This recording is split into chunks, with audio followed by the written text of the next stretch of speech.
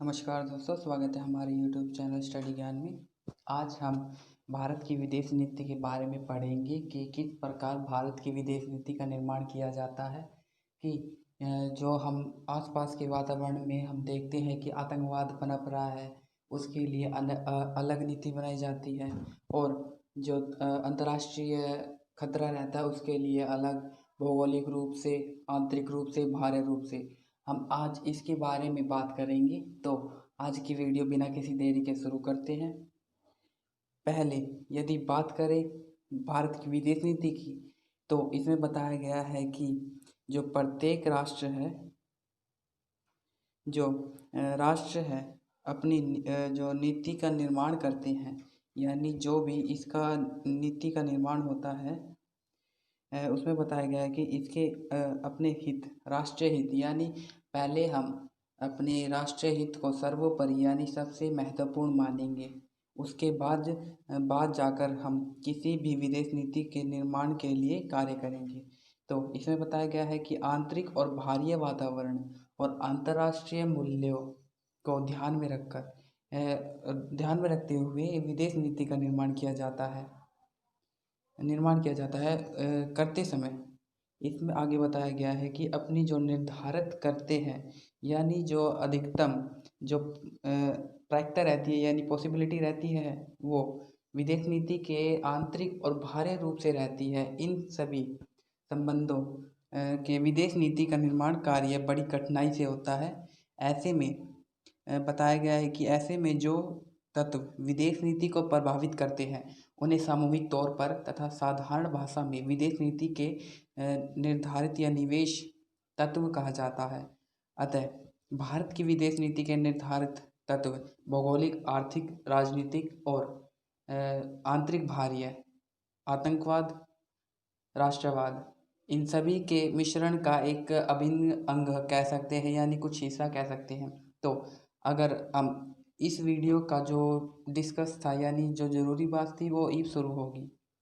तो इसमें बताया गया है कि क्या आंतरिक कारक, जो आंतरिक कारक क्या होते हैं, पहले इसके बारे में बात करेंगे। तो आंतरिक कारक के कारण बताया गया है कि जो किसी राष्ट्र के आंतरिक ढांचे या वातावरण के विद्यमान होते हैं, यानी जो अवस्थाएं किसी भी राष्ट्र के आंतरिक रूप से बनी होती है, उसके बारे में विदेश नीति का मूल्य एक महत्वपूर्ण प्रदान करता है। यानी जो एक नीति बनाई जाती है आंतरिक रूप से, उसमें पहले हम देखते हैं कि उसकी कैसा ढांचा है, यानी कैसा निर्माण है, कैसा भौगोलिक रूप है, कैसा राजनीतिक भूगोल है, और भी कारण हो सकते हैं आर्थिक परिस्थितियाँ।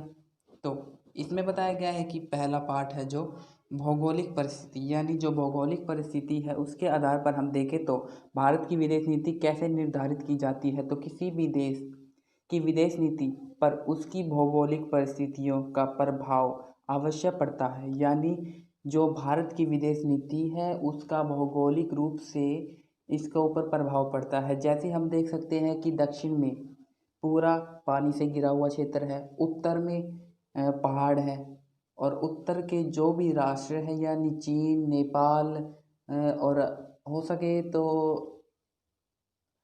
ये भी आएगा पाकिस्तान। पाकिस्तान वैसे पूर्व में पड़ता है, पश्चिमी।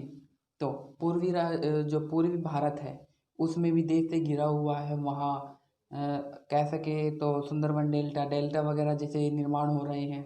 और पूर्व पश्चिम में देखें तो वहाँ ज़्यादातर देखें तो जो राष्ट्र है वो, उनका जो रवैया है वो सही नहीं है, जैसे पाकिस्तान। आगे बताया गया है कि इसकी विदेश नीति के प्रमुख जो उद्देश्य है पारदेशी सुरक्षा, उसका संबंध देश के भौगोलिक से होता है। भारत के उत्तर में प्रमुख साम्यवादी देश चीन है तथा रूस है। भारत के एक छोर पर पाकिस्तान तो दूसरे छोर पर समुद्री सीमा से घिरा हुआ है। स्वतंत्रता के बाद की लंबी सीमा की सुरक्षा भारत के लिए एक चिंता का विषय है। यदि भारत साम्यवादी गुट में शामिल हो जाता तो हिंद महासागर और पश्चिमी गुट की नौसेना के कारण इसमें खतरा उत्पन्न हो सकता था, इससे खतरा बन सकता था। यानी यदि भारत जो USSR था, यानी सोवियत संघ था उस समय का रूस, तो उसके साथ यदि भारत मिल जाता तो जो कि नाटो का सदस्य अमेरिका देश था, वो भारत पर हिंद महासागर की तरफ से हमला कर सकता था। और यदि अमेरिका की तरफ मिल जाता तो वह जो उत्तर में रूस है, साम्यवादी देश, वो हम पर हमला कर देता। और जो अगर भारत यूएसएसआर में शामिल न होकर अमेरिका गुट में शामिल होता तो रूस हमारा उत्तर की तरफ से हमला कर देता। इसमें यही बताया गया है कि जो भी भौगोलिक रूप से भारत का वातावरण है, उसके आधार पर इसकी विदेश नीति का निर्माण किया गया है। यानी सभी राष्ट्र मित्र पूर्ण रूप से रह सके आपस में बिना किसी लड़ाई के। इसमें अगला पार्ट है जो आर्थिक परिस्थिति। इसमें ब्रिटिश शासन काल से अंग्रेजों द्वारा भारतीयों का खूब आर्थिक शोषण किया गया। इसमें कोई दो राय नहीं है कि जब भारत गुलाम था तो उन्होंने आर्थिक रूप से भारत का खूब शोषण किया। यानी यहाँ की जनता थी, उसका बहुत भरपूर रूप से शोषण किया, यानी आर्थिक रूप से कृषि क्षेत्र में और औद्योगिक क्षेत्र में। इसमें आगे बताया गया है कि हमने जब आज़ादी प्राप्त करी तो उस समय भारत की जो स्थिति थी आर्थिक रूप से वो अच्छी नहीं थी। देश के विभाजन के कारण शरणार्थियों की विकट समस्या भारत के सामने आई।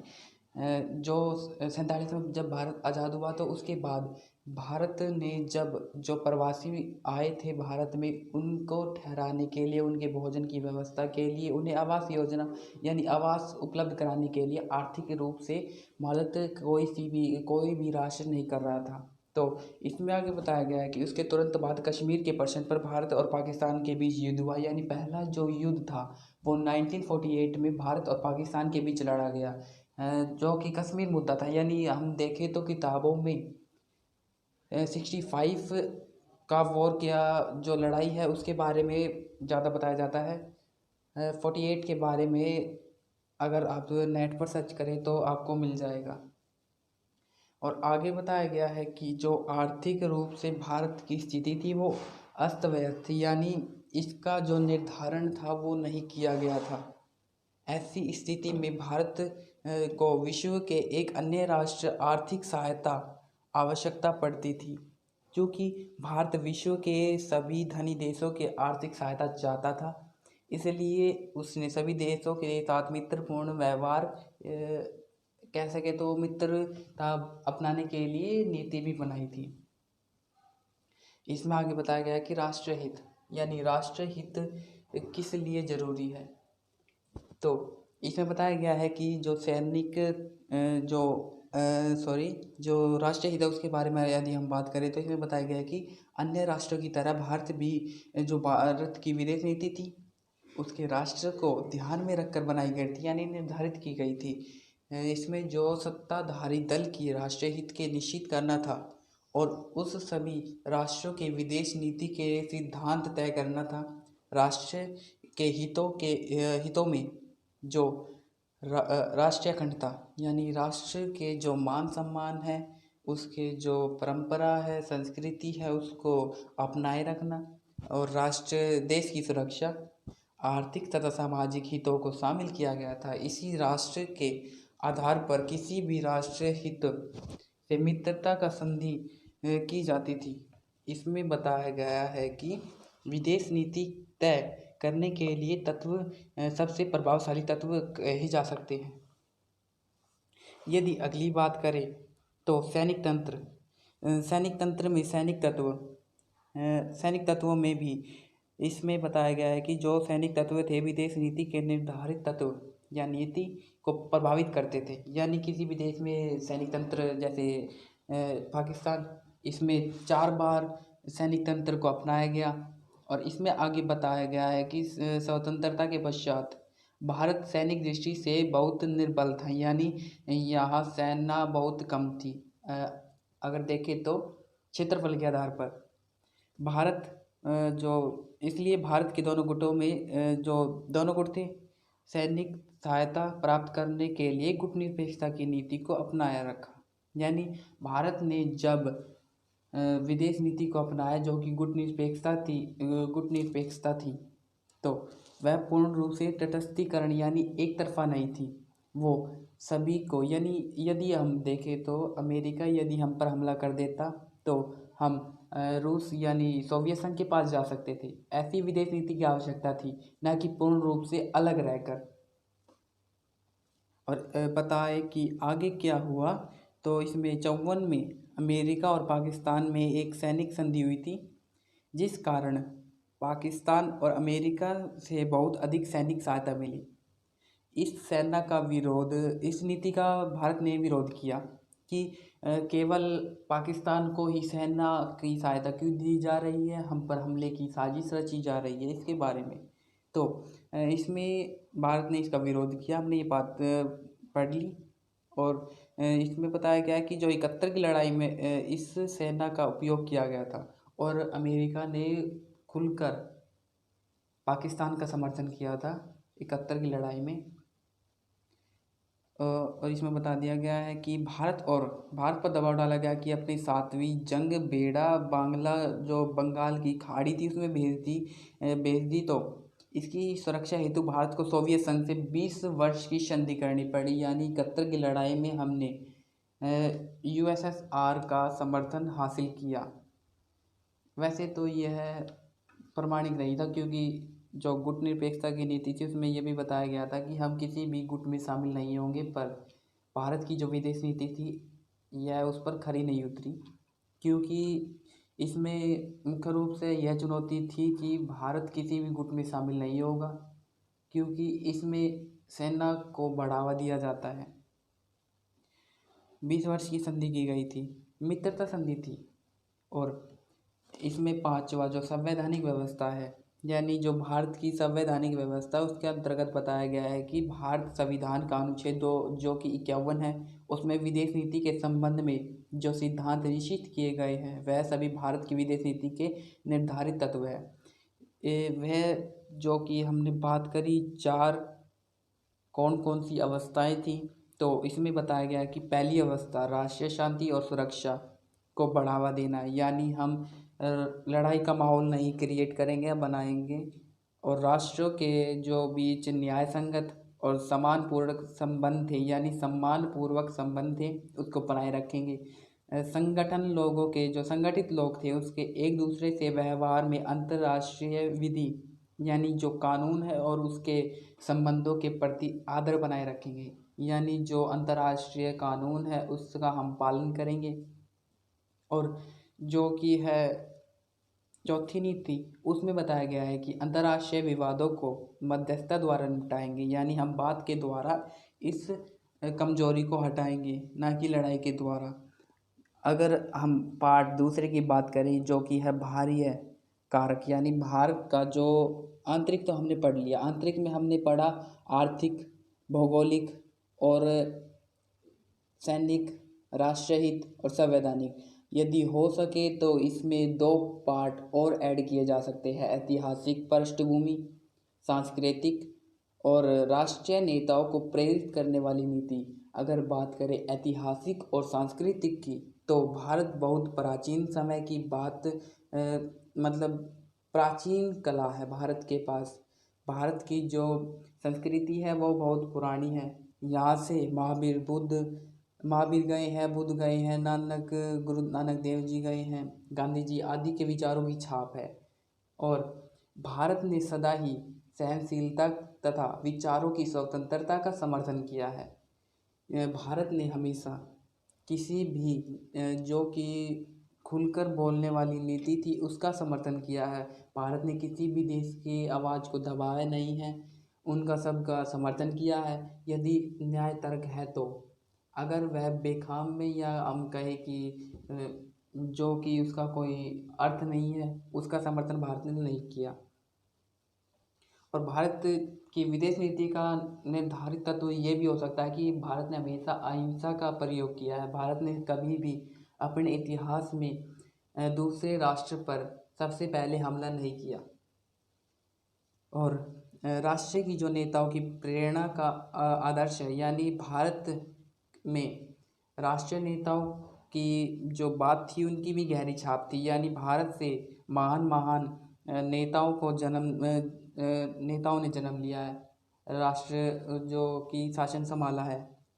उनमें से है महात्मा गांधी जी, पंडित जवाहरलाल नेहरू, अरविंद घोष और चक्रवर्ती गोपालाचार्य।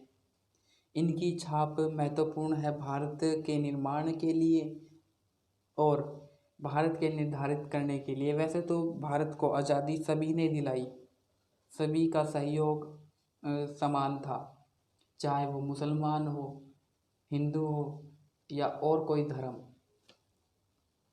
यदि हम बात करें बाह्य कारक की, बाह्य कारक के हमने पहले के बारे में पता होना चाहिए कि बाह्य कारक है क्या। बाह्य कारक से अभिप्राय है कि अंतर्राष्ट्रीय परिस्थितियों से है। किसी भी देश की विदेश नीति को प्रभावित करने के लिए अंतर्राष्ट्रीय वातावरण में उत्पन्न परिस्थितियों एवं दबाव भी अपनी महत्वपूर्ण भूमिका निभाते हैं। ऐसे कारकों का उल्लेख निम्नलिखित रूप से किया जा सकता है। यानी जो भारत की बाह्य कारक है, बाह्य कारक हम सीमा से बाहर का इलाके के बारे में बात करेंगे। विश्व शांति हुई, आतंकवाद हुआ, आतंकवाद के बारे में विश्व शांति और अंतर्राष्ट्रीय तत्व। तो इसके बारे में यदि हम बात करें तो पहले आतंकवाद के बारे में बात करेंगे, जो कि आज की गंभीर समस्या है। भारत जो वर्तमान में स्थिति है भारत की, तो सभी देशों की स्थिति ऐसी है कि वर्तमान में आतंकवाद विश्वव्यापी एक चुनौती बनी हुई है। विश्व के सभी राष्ट्र शक्तिशाली, यानी अमेरिका हो 9/11 हुआ, भारत हो 19/11 हुआ, 9/11 का हमला हुआ भारत के ऊपर। कोई भी राष्ट्र इससे अछूता नहीं है। और भारत की ये भी समस्या है कि जो पाकिस्तान है वो फैक्ट्री कही जाती है आतंकवाद को निर्माण करने के लिए। इसमें इसकी आंतरिक समस्या हेतु आज अंतर्राष्ट्रीय सहयोग राष्ट्र के सभी जो कि अपरिहार्य है, यानी जो भारत ने इसका खुलकर जो कह सके तो विरोध किया है, पर हमेशा अड़चन चीन ने लगाई कि ऐसा नहीं होता, राष्ट्र किसी भी देश की हानि नहीं पहुंचा सकते, क्योंकि उसके चीन के पास वीटो पावर है, इसलिए वह उस अपनी अधिकार का शक्ति का दुरुपयोग करता है। और विश्व शांति के बारे में यदि बात करें तो आधुनिक जो आणविक बम यानी परमाणु बम है एवं निःशस्त्रीकरण को बढ़ावा देने के एक तरफा चल रहे हैं, यानी विश्व शांति की स्थापना की एक चुनौती बनी हुई है। भारत भी इस विदेश नीति का निर्माण में सदैव से ही विश्व शांति को प्राथमिकता देता है। इस आधार पर भारत अपनी परमाणुक क्षमता हासिल करने के पश्चात भी भारत परमाणु को जो विश्व शांति की स्थापना के लिए साधन के रूप में प्रस्तुत करना चाहता है। यानी जो भारत आतंकवाद को ख़त्म करना चाहता है, क्योंकि यदि जो परमाणु बम है आतंकवादियों के हाथ लग गए तो इससे विनाशकारी रूप धारण हो सकता है। तो आज जो बाह्य कारक थी इसमें केवल 2 हैं, अगर ऐड हो सके तो एक ये भी हो सकता है कि अंतर्राष्ट्रीय जो तत्व है, अंतर्राष्ट्रीय तत्व जैसे भारत की जो विदेश नीति को निर्धारित करते हैं और अंतर्राष्ट्रीय तत्वों में महत्वपूर्ण भूमिका निभाते हैं, तथा भारत की जो भी सोवियत संघ हो या अमेरिका गुट हो, शीत युद्ध से लंबे इन्होंने लड़ाई की है। संसार में सभी पराये अपने हित के लिए लड़ाई लड़ते रहते हैं। और यदि और बात करें तो भारत गुटनिरपेक्षता की नीति का अनुसरण करता है, यानी पालन करता है। इस अंतर्राष्ट्रीय स्थिति के कारण भारत तथा रूस अपने अधिक सीमा में समीप आ रहे हैं। यदि इसमें देखें तो अंतर्राष्ट्रीय तत्व वही हो सकते हैं जो सभी मिलकर अपना निर्माण करें, आगे चले और दूसरे राष्ट्रों का निर्माण के लिए उन्हें प्रोत्साहित करें। तो आज के वीडियो में हमने भारत की विदेश नीति के बारे में पढ़ा। वीडियो अगर अच्छी लगी तो लाइक करें, शेयर करें। वीडियो देखने के लिए धन्यवाद।